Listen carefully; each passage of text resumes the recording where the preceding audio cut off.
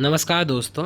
Directorate of public instruction Madhya Pradesh school education portal 3.0 यहाँ पर user manual दिया गया है कि जो सरप्लस या अतिशेष एम्प्लॉई हैं उनको ऑब्जेक्शन एंट्री प्रोसेस है कि वो अपना अतिशेष का ऑब्जेक्शन यदि करना चाहते हैं तो उसके लिए आपको करना क्या है वो यहाँ पे मैं समझाऊंगा आपको इस वीडियो में।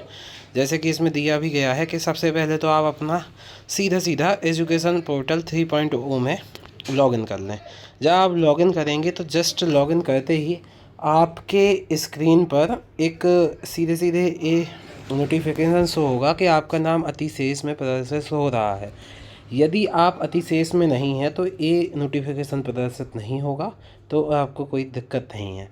यदि आप में यह नोटिफिकेशन प्रदर्शित होता है तो यदि आप की स्थिति है कि यदि आप चाहते हैं कि आप अतिशेष में हैं और कोई भी आपको इसमें सुधार नहीं कराना है तो आपको कुछ नहीं, सीधे उसमें एंट्री कर देनी है, यस का ऑप्शन लेके और सेव कर देना है तो आपका आगे बढ़ जाएगा। सरप्लस एम्प्लॉई आप हैं, पर यदि कोई ऑब्जेक्शन है उसमें तो इसमें बहुत सारी जानकारी दी गई है। ऐसे शिक्षक के द्वारा अभ्यावेदन जब दर्ज किया जाएगा अतिशेष शिक्षकों के अभ्यावेदन निराकरण प्रणाली, तो उसमें कम से कम देखिए ए से लेकर जे तक पॉइंट है। इन पॉइंटों के माध्यम से आप बता सकते हैं कि यह कारण है जो जिसकी वजह से, जैसे नामांकन संबंधी त्रुटि है या सेटअप में स्वीकृत पदों की संख्या सही नहीं है, इस वजह से आप अतिशेष दिख रहे हैं। कुछ भी जन्म तिथि गलत दर्ज होना, कुछ भी हो सकता है इसमें।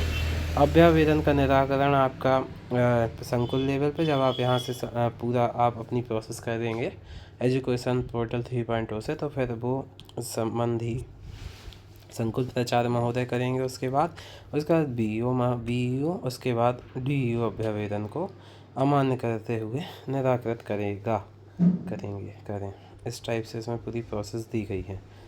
यहाँ पे आप देख सकते हैं प्रोसेस में कि जैसे यदि हाँ कहते हैं तो सीधा यदि आप यहाँ कहते हैं कि आप अपने अतिशेष सरप्लस से सहमत हैं, यदि हाँ करेंगे तो यहाँ प्रोसेस आपको केवल सेव करके अंत हो जाएगी। पर यदि आप नहीं लिखते हैं यहाँ पे कि आप अतिशेष में नहीं हैं, तो यहाँ सहमति नहीं होने का कारण यहाँ पे दिया गया कि जन्मतिथि गलत है, कि सेटअप में स्वीकृत पदों की संख्या सही नहीं है, क्या है अतिशेष कर्मचारी हो, तो ये सब आपको थोड़ा उसमें प्रोसेस करनी पड़ेगी।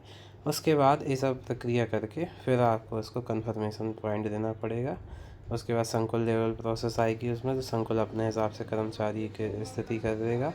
उसके बाद वो जानकारी दे के आगे बढ़ा देगा और इस प्रकार आप अपना ऑब्जेक्शन प्रोसेस अतिशेष का बता सकते हैं। अभी मैं आपको वीडियो में आगे एक स्थिति ये भी दिखा दे रहा हूँ कि कैसे आप एक सीधी प्रोसेस है उसको कैसे आप समझ सकते हैं। जैसे कि यहाँ पे सीधे निर्देश हैं, मतलब शॉर्टकट में, कि जैसे एजुकेशन पोर्टल 3.0 में आप सबसे पहले क्या करेंगे, सबमिट करेंगे यूजर नेम और यूनिक आईडी से।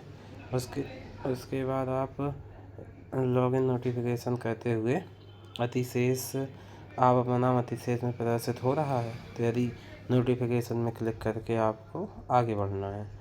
उसके बाद अतिशेष लोकसभा को वरिष्ठता निर्धारित संबंधी दिशा निर्देश प्रदर्शित होंगे, जिसका सूक्ष्मता से और गंभीरतापूर्वक अध्ययन करें।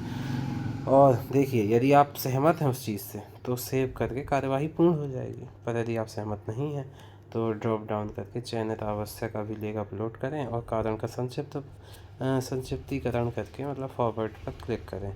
उसके बाद दिया गया कि फॉरवर्ड की गई आपत्ति संकुल के लॉगिन पर अग्रेसित हो जाएगी, जिसका निराकरण संबंधित संकुल प्रचार द्वारा अभिलेखों का मिलान और वस्तु स्थिति का परीक्षण करते हुए किया जाएगा। उसके बाद संकुल प्रचार द्वारा किया गया निराकरण विविध लॉगिन पर फॉरवर्ड अपने आप हो जाएगा। ये स्थिति है आपकी कि यदि आपका जो सरप्लस है, यदि आप या अतिशेष की स्थिति है, तो आप ऐसे उसको समाधान कर सकते हैं।